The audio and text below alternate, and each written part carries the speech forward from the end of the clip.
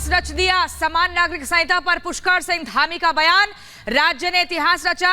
उन्होंने कहा कि सबके लिए समान कानून लाया जा रहा है, सभी धर्मों को एक ही प्रकार से एक ही कानून को मानना होगा। एक प्रदेश एक विधेयक एक कानून की पहल पर उत्तराखंड जो राज्य है वो आगे बढ़ चला है और ये एक मील का पत्थर साबित होगा। देवभूमि में ये एक बड़ा कदम उठाया गया है। अपने दर्शकों को सुनवाते हैं कि पुष्कर सिंह धामी ने क्या कुछ कहा।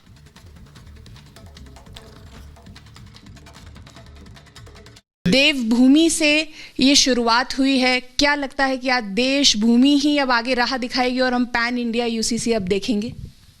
देखिए, मैं सबसे पहले तो उत्तराखंड की देवतुल्य जनता का धन्यवाद करता हूं कि उन्होंने हमको 2022 के विधानसभा चुनाव में, जो उत्तराखंड का विधानसभा का चुनाव हुआ था, उस चुनाव में हमने हमारे प्रधानमंत्री आदरणीय नरेंद्र मोदी जी के नेतृत्व में उनके सामने ये संकल्प रखा था कि नई सरकार में हम आएंगे तो सबसे पहले हम यूसीसी के लिए कमेटी बनाने का निर्णय लेंगे। और हमने पहला काम किया था कि हमने कमेटी का गठन किया था। कमेटी ने प्रदेश के अंदर सीमांत क्षेत्र माणा गांव, जिसको देश का अंतिम गांव कहते थे, प्रधानमंत्री जी ने उसको अंतिम की जगह पहला गांव उन्होंने संबोधित किया और पहले गांव के रूप में मान्यता दी। उस गांव से संवाद कार्यक्रम शुरू किया।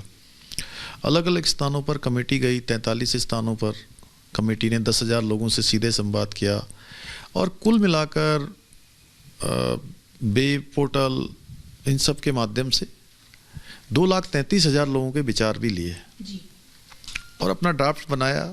उसमें धार्मिक संगठनों के लोगों से, धर्म गुरुओं से सबसे बात की। वो ड्राफ्ट हमको 2 फरवरी को मिला। हमने 5 तारीख को विधानसभा का सत्र आहूत किया। विधानसभा में एक सार्थक चर्चा भी हुई। चर्चा होने के बाद आज विधेयक के रूप में, एक्ट के रूप में वो पारित हो गया। आज का दिन देवभूमि उत्तराखंड के लिए बहुत बड़ा दिन है, जहाँ देवभूमि उत्तराखंड की जनता ने एक इतिहास बनाने का काम किया है। यहाँ की विधानसभा ने एक इतिहास बनाने का काम किया है। ये गौरवान्वित करने वाले आज के ये क्षण हैं, ये पल हैं। और हमारे प्रधानमंत्री जी का एक भारत श्रेष्ठ भारत का जो संकल्प है वो देवभूमि उत्तराखंड से प्रारंभ हो रहा है। भगवान राम का मंदिर बनकर तैयार हो गया है। कश्मीर में धारा 370 समाप्त हो गई है।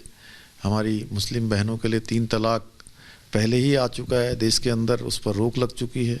और ये कानून भी, ये समान नागरिक संहिता भी, जहाँ मातृशक्ति हमारी महिलाओं को, विशेषकर से वो महिलाएं जिनको अनेक प्रकार की यातनाएं सहनी पड़ती थी, कठिनाइयों में जीवन कुप्रथाओं के कारण से बिताना पड़ता था, कई बार उनको आत्मसम्मान की रक्षा करने के लिए भी बड़ा संघर्ष करना पड़ता था, कठिनाई में जीवन जीना पड़ता था। उनकी सुरक्षा का काम करेगा, उनको एक सम्मानजनक जीवन जीने का काम ये समान नागरिक संहिता करेगी। बुजुर्गों की भी सुरक्षा करेगी, बच्चों की भी सुरक्षा करेगी। हर प्रकार से सबके अच्छे के लिए लाए हैं, किसी को नुकसान करने के लिए कानून नहीं है। और जब हम विकसित भारत की ओर बढ़ रहे हैं, तीसरी बड़ी अर्थव्यवस्था बनने की ओर हम बढ़ रहे हैं, हमारे प्रधानमंत्री जी के नेतृत्व में आज दुनिया का नेतृत्व करने वाला भारत बन रहा है, जगत गुरु विश्व गुरु भारत बन रहा है। ऐसे समय में देवभूमि उत्तराखंड ने ये शुरुआत की है। हमारे राज्य से गंगा निकलती है और पूरे देश को जल जीवन देने का काम करती हैं। और देवभूमि ने आज ये इतिहास भी बनाया है कि समान नागरिक संहिता भी शुरू की है। आज उसका काम यहाँ पूरा प्रारंभ हुआ है। तो मैं समझता हूँ देश के अंदर भी अन्य राज्य भी इसको अपने यहाँ जरूर आत्मसात करेंगे, उसको लागू करने की दिशा में आगे बढ़ेंगे। जी सर, मेरा दूसरा सवाल है कि जैसे आपने कहा कि इस ड्राफ्ट के पीछे, यूसीसी के पीछे महिला सशक्तिकरण का आइडिया रहा है, लेकिन आज विपक्ष ने एक सवाल उठाया है कि SC ST को इसमें इंक्लूड नहीं किया गया। तो उनका ये इससे एक लिंक्ड सवाल है कि क्या जो यूसीसी है उसके पीछे एक राजनीतिक भाव है, कैसे देखते हैं इसको? देखिए, जो यूसीसी है वो भारत के अनुच्छेद 44 में इसका प्रावधान किया गया है। और जब संविधान बन रहा था तो बाबा साहब भीमराव अंबेडकर और अन्य उनके साथी चाहते थे कि देश के अंदर समान नागरिक संहिता लागू हो। उस समय में उनकी जो भावना थी वो लागू नहीं हो पाई, लेकिन संविधान में उसका प्रावधान किया गया है कि राज्य उसको लागू कर सकते हैं। हमने जो भी काम किया है भारत के संविधान के प्रावधानों के अनुरूप किया है।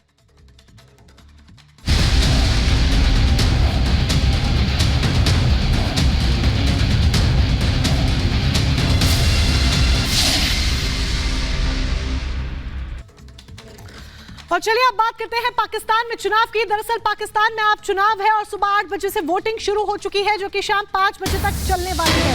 पाकिस्तान संसद की 266 सीटों पर 12 करोड़ 85 लाख मतदाता हैं जो अपने मताधिकार का इस्तेमाल कर रहे हैं। और पाकिस्तान में अगली सरकार किसकी होगी ये तय करेंगे ये वोटर्स।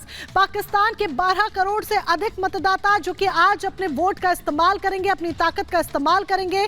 कहा यह भी जा रहा है कि आज देर शाम तक नतीजे आ सकते हैं। तो पाकिस्तान में किसकी सरकार होगी ये देखना होगा, क्योंकि नवाज शरीफ के लिए जहां कहा जा रहा है पाकिस्तानी मीडिया के द्वारा कि एक बार फिर से पीएम हाउस का रुख नवाज शरीफ कर सकते हैं, तो दूसरी तरफ ये भी आपको बता दें कि इमरान खान का जो राजनीतिक करियर है, राजनीतिक भविष्य है, वो कहीं ना कहीं इन चुनावों पर टिका हुआ है। क्योंकि जिस तरीके से वो इमरान खान जो कभी पाक सेना के बेहद करीबी माने जाते थे, उनके लिए गोल्डन बॉय के रूप में जाने जाते थे, वो अब पाक सेना को एक आंख नहीं भा रहे हैं और अब नवाज शरीफ की उनसे करीबी बढ़ती जा रही है।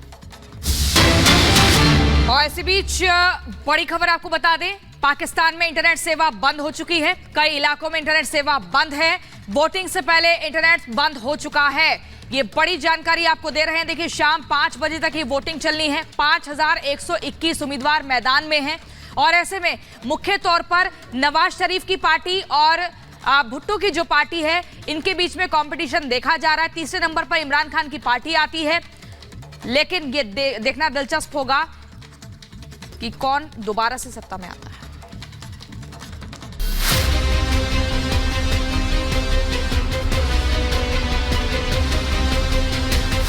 पाकिस्तान में किसके हाथ कमान? शरीफ, इमरान या बिलावल कप्तान?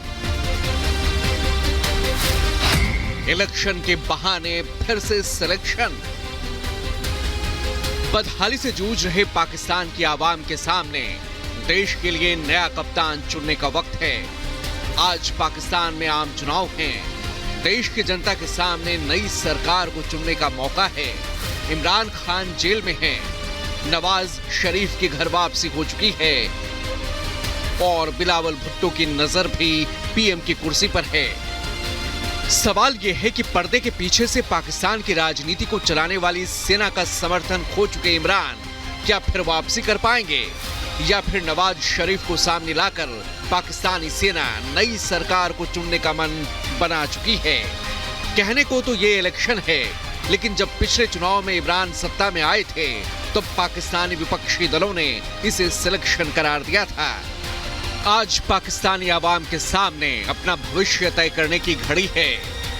पाकिस्तान में आज आम चुनाव में 266 सीटों पर मतदान होने हैं। 5000 से 121 उम्मीदवार मैदान में हैं। 12 करोड़ 85 लाख मतदाता अपने मताधिकार का इस्तेमाल करने वाले हैं। 167 राजनीतिक दल इस चुनाव प्रक्रिया में हिस्सा ले रहे हैं। 90,582 मतदान केंद्र बनाए गए हैं। 6.5 लाख सुरक्षा कर्मियों को मतदान के लिए तैनात किया गया है। पाकिस्तान में 60 सीटें महिलाओं के लिए रिजर्व रखी गई हैं। इसके अलावा 10 सीटें गैर मुस्लिमों के लिए भी रिजर्व हैं। 36 लाख अल्पसंख्यक वोटर पाकिस्तान में हैं, जिनमें हिंदू वोटरों की संख्या 18 लाख है। पाकिस्तान में आज चुनाव को देखते हुए छुट्टी का ऐलान कर दिया गया है और सुबह 8 बजे से शाम 5 बजे तक बिना रुके पाकिस्तान में वोटिंग होगी।